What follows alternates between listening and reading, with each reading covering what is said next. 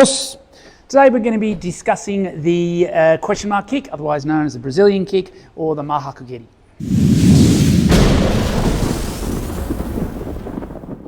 Without getting too technical, I do think that it is worth having a basic understanding of the movements of our body that are occurring when we're throwing different kicks.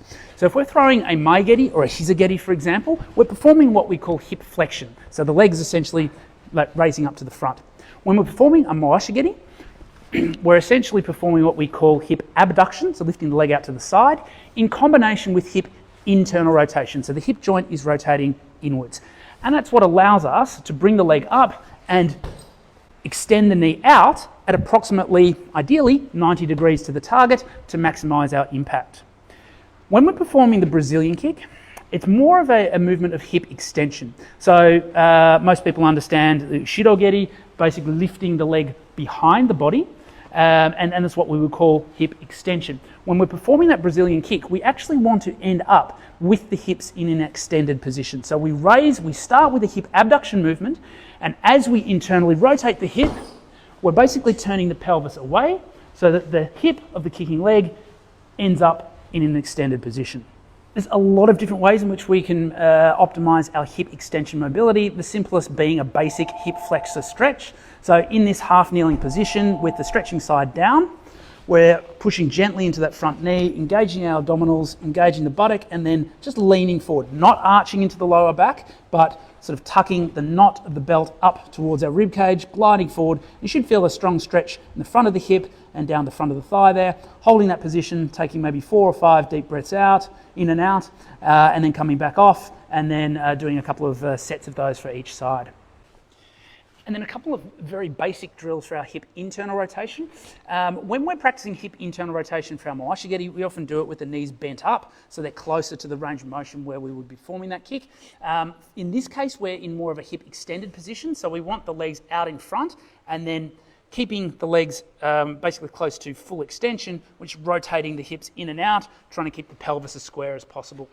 Another way that we can work on our hip internal rotation in a position of hip extension is lying face down with the hips square against the floor, and then from there using a belt to pull the leg out to the side.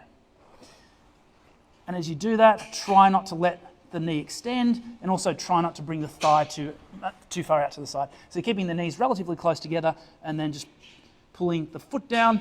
And if you have a training partner that you're able to do some assisted stretches with, this will make this even easier to get into position. Thanks for watching, guys. If you haven't already, please check out my book, The Science of Striking, a complete guide to strength and conditioning for combat sports. So once we identify that we have sufficient hip extension and internal rotation range of motion, and we've gone through some mobility interventions to optimize that range of motion, we can work on getting our hips in the right position to actually deliver the kick.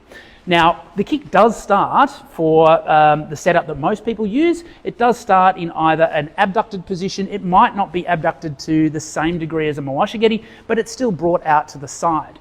From there, we want to rapidly transition our hips from facing towards our opponent to facing away. And at the same time, rotating the hip. So if we imagine that the rotation movement occurring at the hip joint goes from out to in, we want to combine that with that rotation of the pelvis away. In addition to the pelvic motion, we also want to think about what we're doing through our rib cage and thorax. This can be really useful in generating more power in the kick. So when we go through the setup, when we start to lift the leg out to the side, we're thinking about lifting the chest up and extending through the upper back. As we then start to roll the hip over and turn the pelvis away, we're concurrently flexing almost as if we're doing a little crunch to try and use that to almost pull the pelvis into that downward position and drive more power through the kick. The last aspect is the movement occurring at the knee. So obviously we can generate some force through rotation of the hips and that up and down movement through the thorax, but we also want to have a rapid extension of the knee to deliver that last little whipping effect through the kick.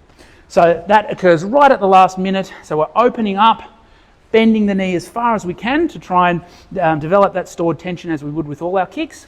And then from there, As we're turning the hips, crunching down, we're also rapidly extending the knee so that all the forces of those different body compartments come together to produce a fast, powerful and effective kick. So obviously this is a complex technique with a lot of different moving parts, but if you can get the hang of it and you start to put those different body parts together, it can be a really effective technique.